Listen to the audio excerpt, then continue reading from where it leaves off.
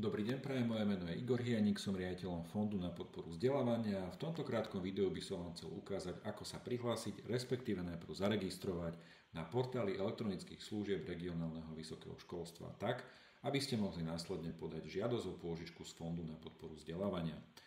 Dôležitá informácia na začiatok je taká, že pokiaľ máte občiansky preukaz s elektronickým čipom, veľmi veľa vecí viete vyriešiť iba elektronicky a nemusíte komunikovať s fondom poštou, iba v niektorom prípade, kedy je to určené radou fondu a ktoré dokumenty treba preukázať riadne a v origináli poštou. Ak ale nemáte takýto občiansky alebo neviete využívať tieto služby aj prostredníctvom USB čítačky, potom musíte mať identifikátor a heslo fyzickej osoby, aby ste sa vedeli do portálu prihlásiť. Ako získať tento identifikátor a heslo fyzickej osoby? Je potrebné sa zaregistrovať. Je tu teda jedno tlačítko registrovať sa, na ktoré keď ťuknete, tak vás automaticky presunie do registratúrneho prostredia, kde sa musíte zaregistrovať. Registračný formulár pre pridelenie identifikátora a hesla fyzickej osoby je teda veľmi jednoduchý, treba ho vyplniť, takže ukážeme si ako.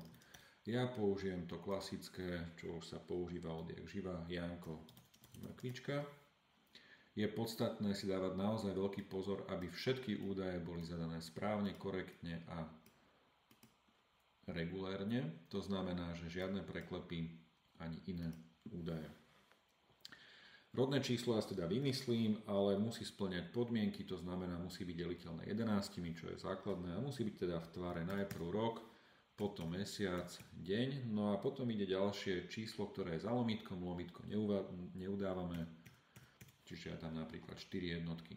Ak už dáte dané rodné číslo, tak vám vygeneruje samostatne z toho deň, mesiac a rok narodenia. To si skontrolujete, ale malo by to sedieť. Ja si zadám pohlavie muž. Idem na štát trvalého pobytu. Ak chcem zjednodušene, dám S, preskrolujem ma to úplne dole, kde si nájdem teda Slovenská republika. Tak. No a mám tu e-mail. Treba zadať e-mail, ale pozor, v žiadnom prípade nedávajte e-mail, ktorý máte určený pre nejaký spam alebo reklamy, pretože toto je veľmi dôležitý e-mail, kde vám prídu prihlasovacie údaje aj potvrdenie o registrácii a celá oficiálna komunikácia. Čiže ja si zadám a potom už len treba dať, že som sa oboznámil a súhlasím so spracovaním osobných údajov. Keď na to ten link ťuknete, ukáže vám to samozrejme celú informáciu. No a to je všetko, stačí dať len registráciu, ktorú potvrdím, že naozaj si prajem zaregistrovať. Ja to robím v testovacom prostredí, takže nikde sa momentálne neregistrujem, ale pre ukážku by to malo stačiť. Takže príde vám jednoduchá informácia, čo sa udialo a čo bude následovať. V tomto prípade teda prejdete na domovskú stránku a v tomto prípade sa teda dám prihlásiť.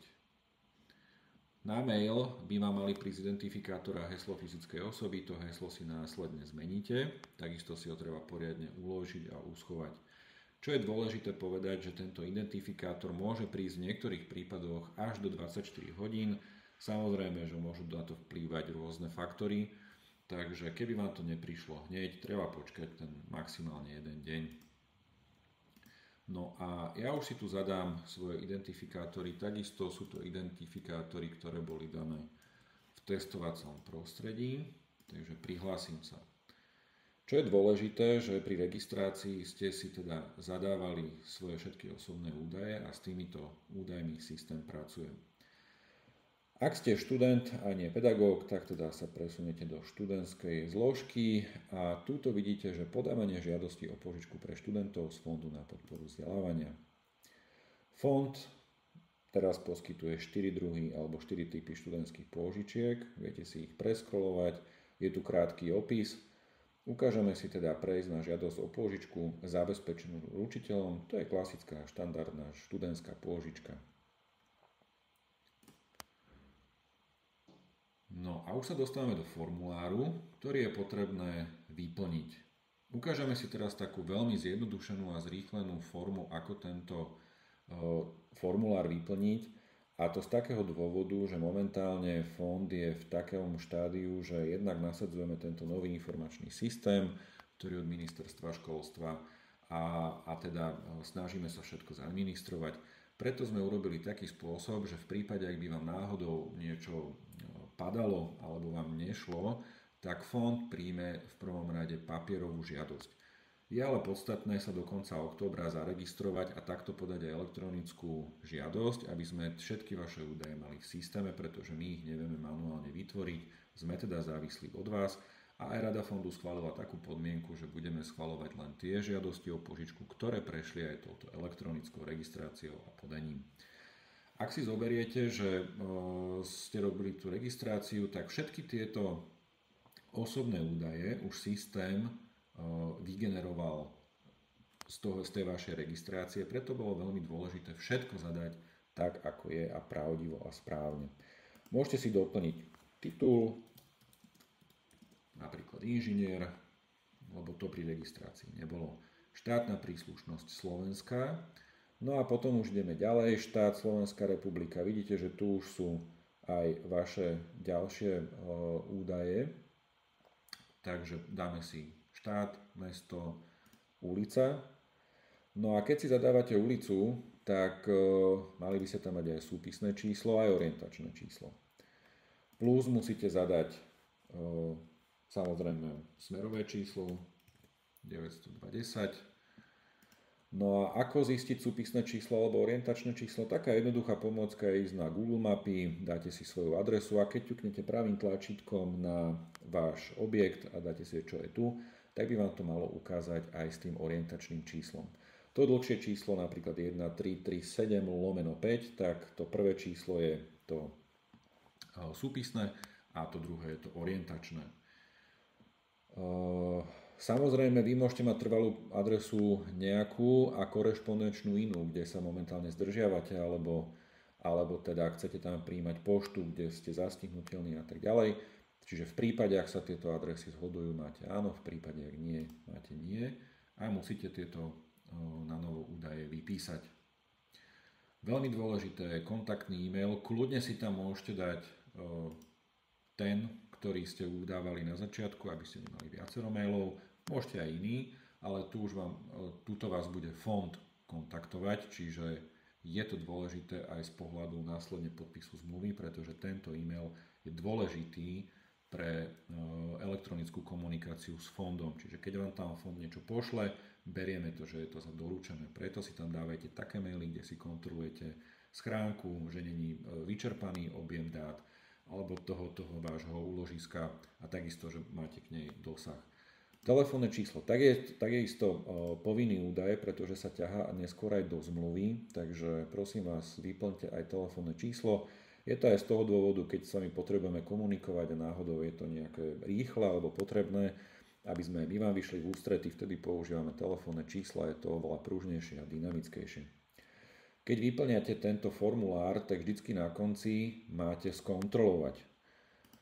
Ja to používam, je to dobré, pretože to skontroluje. Ak sú náhodou niektoré polia, ktoré by ste nevyplnili a sú povinné, tak vás to vráti späť a musíte to vyplniť a potom dáte pokračovať. Ak náhodou si niečo rozmyslíte a chcete odísť zo systému, tak vždycky, pokiaľ sa to dá a na konci je to možné, tak uložiť rozpracované podanie. Vtedy môžete ukončiť odísť a následne kľudne za 2 dní sa vrátite naspäť, kde si pozriete rozpracovanie podania a pokračujete tam, kde ste skončili. Čiže ja dám pokračovať. Dôležité sú informácie o vašej škole, čiže takisto škola, na ktorej študujete, máme hlavné alebo aj súbežné, takže ja už som si tu predvyplnil napríklad Trenčiansku, tuto si dám kľudne súbežné. Pre nás je jedno, ktoré vy určite ako hlavné aj súbežné, môže to byť aj nemusí byť prvá škola, na ktorej ste študovali, pokiaľ máte len jednu školu, tak len jednu vyplňate, ale teda je to podstatná vec si to vyplniť a uložiť. Keď si to uložíte, že napríklad tieto dve vysoké školy, tak už tu máte vyťahnuté názvy univerzít, fakulty, si to spresním, napríklad zdravotnícka alebo niečo iné. Takisto si musím zadať adresu, presná adresa danej vašej fakulty, teda školy, na ktorej študujete, nie univerzity. Dátum zápisu na štúdium v akademickom roku, to je tento akademický rok 24-25, takže dajme si, že sme sa zapísali 10.9.2024. No a je dôležité si takisto zadať, že aj na ktorý stupeň. Prvý, druhý, niektoré školy to majú spojené, ale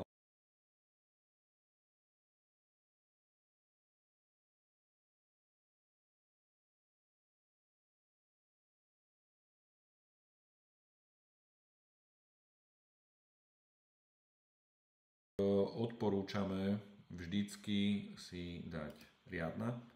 A keby ste náhodou počas štúdia sa niečo zmenilo, tak ste povinní už potom podľa zmluvy fond o tom informovať, čiže sú tam oznamovacie povinnosti. Prerušili ste, predĺžili ste alebo zanechali ste štúdium. Veľmi dôležitý dátum, a to je predpokladaný dátum štátnej skúšky. Ja to odporúčam robiť tak, že dáte tam 5. mesiac a keď ste napríklad na tom prvom stupni, to znamená, že máte trojročného bakalára, no tak je to rok 2027. Pozor, tento dátum je pre fond dôležitý preto, že my rátame, že v tomto mesiaci vy naozaj skončíte ten prvý stupeň. Tam potom idú ďalšie povinnosti zo zmluvy ako oznamovacie, napríklad môže sa vám podariť skončiť skôr, tak ste povinní nám to oznámiť. Alebo vám dajú štátnicu napríklad v 6. mesiaci, nič sa nedeje, prosím nám len včas oznámite, ideálne minimálne mesiac predtým, že sa niečo udialo a dátumy sa posúvajú. Ak to neurobíte, tak fond berie, že v tomto mesiaci končíte štúdium, tým pádom vám končí zákonný odklad a mali by ste následujúci mesiac začať splácať. Ak nám ale oznámite, že ste to urobili, zažiadate si o ďalší odklad, lebo idete na druhý stupeň vysokej školy, máte tam 6 mesiacov ochrannú lehotu, ale preto je veľmi dôležité toto zadať. Odporúčam, viete zhruba na vašej škole, kedy sú štátnice, býva to 5. 4. mesiac, tak to tam odporúčame dať. Vidíte, že tuto je už aj tá druhá súbežná škola, ja to teraz odkliknem, že ju nemám a že teda mám len túto riadnu školu, ktorú som si dal. Skontrolujem si to, vyzerá, že všetko je v poriadku, dám pokračovať. No a tu už ideme si vybrať pôžičku. Takže máme od 2000 do 7500, je to tu aj napísané. Čiže vyberieme si 5000 eur. Požadovaná doba splatnosti, takisto minimálne rok, maximálne 10, takže dáme si tých 10 rokov a môžeme pokračovať. No a tu je dôležité povedať, že fond vždycky vyčlení nejaké zdroje, ktoré je možné čerpať na danú výzvu, na dané kolo alebo termín. A pokiaľ tieto peniaze sa minú, tak fond aj zo zákona pristupuje na uprednostňujúce kritériá. A preto ja odporúčam, zaškrtnite všetko, čo máte, napríklad som členom domácnosti. Je tu vysvetlené, o čo ide. Som študentom po skončení ústavnej starostlivosti, alebo som študentom, ktorý bol do dosiahnutia plnohodnotnosti rozhodnutím sú zverení do osobnej starostlivosti. Čiže treba si toto všetko podrobne prečítať, dosahujem lepšie študijné. Dám si sem priemer 1,5, ktorý teda mám, musím ho mať potom deklarovaný. A som študentom v dennej forme. Hej. Čiže prečítať všetky uprednostňujúce kritériá, všetky, ktoré spĺňate, zaškrknete, aby sa vám vrátali. A ideme ďalej. No a toto je najdôležitejšia časť prílohy. To, že vy si zaškrknete, že máte nejaké uprednostňujúce kritérium alebo niečo iné, to je pekné, ale treba nám to zdokladovať. Toto video robíme aj preto, že v súčasnosti bolo možné najprv podať papierovú žiadosť, následná povinná registrácia a podanie elektronickej. A mohlo sa stať, že ste už niekoľko príloh a potvrdení a tú žiadosť odoslali oveľa skôr v papierovej podobe, ako teraz vyplňate túto žiadosť. Takže ako to si zjednodušiť, Som študentov vysokej školy. Potvrdenie o návšteve vysokej školy. Vidíte, je tu detail. My, pokiaľ ste študentom na vysokej škole na Slovensku a pokiaľ vaša škola je v centrálnom registri študentov, tak nám nemusíte toto dávať a vtedy len dáte, že prílohu žiadosti doložím v listinnej podobe a dáte uložiť. My si samozrejme to zistíme sami. Či ste nám to poslali alebo neposlali, nevadí. Máte to tu odškrknuté. Pokiaľ ste na zahraničnej škole alebo vaša škola nie je v týchto registroch, napríklad sú to vysoké školy vojenského typu alebo proste špeciálne, tak tam my bohužiaľ nevieme doťahovať tieto informácie z týchto registrov, preto nám to musíte doposlať, to potvrdenie v originále, a to je teda v papierovej podobe. Ja som si tam zaškrtkol aj nejaké ďalšie uprednostňujúce kritériá, aby teda tu bolo čo ukázať, takže všetky, ktoré som zaškrtol, som tu. Vidíte, že ktoré sa poskytuje pomoc v hmotnej núdzi. Takže minimálne jedno z týchto dvoch nám musíte dodať. Takže napríklad potvrdenie o poberaní dávok v hmotnej núdzi. Hej. Opäť odporúčame v prípade, ak ste to už poslali, dať toto. Ak to chcete len poslať v papierovej podobe, takisto dať len toto.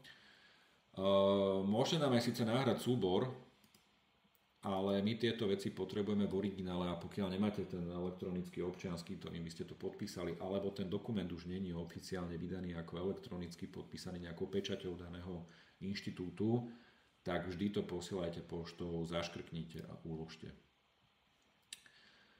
Študijné výsledky. Dokladov študijný pomeranie známok, čiže v prípade napríklad, ak idete na prvýkrát na vysokú školu, tak maturitné vysvedčenie. Je tu aj prevodová tabuľka, všetky tieto veci si viete stiahnuť u nás na webe na fonde, čiže tam to nájdete. No a zase ťuknem prílohu žiadosť, pošlem v listinnej podobe a uložím to. Odporúčam to v tomto prípade naozaj všetko zaškrknúť ako v listinnú podobu a nám to poslať, pretože bude to dokument, ktorý potrebujeme mať v originále, alebo ste ho už poslali, takže z týchto dvoch dôvodov to zaškrknite a tým pádom vás systém pustí ďalej. Teraz som študentom vysokej školy, zás hovorím, ak ste študentom na vysokej škole slovenskej, tak dajte toto. Nemusíte to už dávať, lebo my si to stiahneme z toho centrálneho registra študentov. Ak ste to už poslali, takisto to dajte. A ak ste na nejakej špeciálnej vysokej škole, ktorá nie je v týchto registroch, tak to opäť zaškrtnite, uložte, ale pošlite nám to oficiálne aj poštou. No a tuto už len treba dať, že ste to vypísali miesto, dátum je ten dátum, kedy to vlastne celé vypisujete. No a toto je posledný krok, kedy si to viete uložiť aj rozpracované. Ako náhle už dáte pokračovať, tak už prejdete k podpisovaniu alebo odosielaniu tejto žiadosti a tam už to nie je možné uložiť. Takže toto je posledná možnosť pri týchto prílohách, ktoré tu máte zaškrknúť, buď teda dáte skontrolovať, alebo uložiť, alebo pokračovať. No, tu vidíte celkový sumár vašej žiadosti, čiže môžete si to celé skontrolovať ešte raz. No a na záver je potrebné dať tieto čestné vyhlásenia. A tu už vidíte dve možnosti. Pokiaľ máte elektronický občiansky, viete podpísať elektronickým podpisom, máte PIN, BOK, CAP a máte USB čítačku, tak využite toto a máte podanú žiadosť. Ak ale nemáte takúto verziu, tak odoslať nepodpísanú žiadosť o požičku a vytlačiť vyplnený formulár. Stlačte túto možnosť. Príde vám e-mail s PDF-kom, ktorý obsahuje všetko, čo ste tu vyplnili. Pokiaľ ste už fondu poslali žiadosť v papierovej podobe oveľa skôr, nemusíte to posielať. Ak ste to nerobili a robíte najprv tú registráciu a toto podanie, tak po tomto stlačení vytlačíte si to PDF-ko, podpíšete originál a pošlete nám to poštou. Vidíte, že tu dole už nie je možnosť uloženia, čiže ak by ste si naozaj chceli, že ste sa pomýlili a chcete niečo ísť, tak kľudne dajte krok späť. A takto si viete preklikať späť až úplne k začiatku, alebo teda uložiť a vrátiť sa o 2, o 3 dní. Ja sa teda vrátim sem, idem urobiť ten záverečný krok, odoslať nepodpísanú žiadosť. Takže počkáme si, v tomto prípade už teda by sa mala žiadosť odoslať. vám príde na mail, ktorý ste si zadali v tomto formulári, PDF-ko s inštrukciou. Ak ste už fondu poslali všetky veci v papierovej podobe skôr, aj žiadosť, nemusíte už robiť nič. Máme vás v systéme, máme papierovú žiadosť. Ak by nám niečo chýbalo, budeme vás kontaktovať e-mailom alebo telefonicky, aby to bolo čo najrýchlejšie. V prípade, ak by ste mali akékoľvek problémy, pokiaľ budú technického typu, padá vám portál, neviete niečo vyplniť, nenašli ste tam svoju školu v tých zoznamoch, lebo tam chýba, vtedy treba kontaktovať support alebo teda helpdesk ministerstva školstva. V prípade, ak nerozumiete agende fondu, to znamená, že či máte nárok na tú pôžičku, nejaké nuancy a tak ďalej, tak vtedy píšte buď na info@fnpv.sk a my sa vám ozveme. Po prípade môžete volať aj v pracovné dni, čo je útorok a štvrtok na 02 59 104 204. No a buď vás vyriešia na sekretariáte, alebo vás pretnú na konkrétneho zamestnanca. Teraz sa to síce točí, ale v zásade ide o testovacie prostredie, takže nevadí, ono to nemá kam doposlať, lebo je to na teste a nemá ako vygenerovať mail, takže vlastne je to ukončené. Vám potom príde ešte posledná hláška obrazovky a záverečný e-mail s tým PDF-kom. Takže verím, že som vám pomohol. Ak by čokoľvek bolo nezrozumiteľne, kľudne píšte mail na info@fnpv.sk. Ak by ste mali technické problémy, že by vám neprišli nejaké prihlasovacie údaje, neviete odoslať formulár, neviete nájsť svoju školu v zoznamoch, lebo tam chýba, alebo čokoľvek iné technického typu, vtedy kontaktujte prosím vás support ministerstva školstva. Ten link nájdete aj, mal by byť aj tu dole. Takže našli ste nejaké na stránke chyby, na to ťuknete a potom už viete poslať vaše požiadavky na support. Takže ja vám veľmi pekne ďakujem, prajem vám pekný deň a verím, že sa vám podarí žiadosť poslať a odoslať a že budete úspešní. Prajem pekný deň, s pozdravom.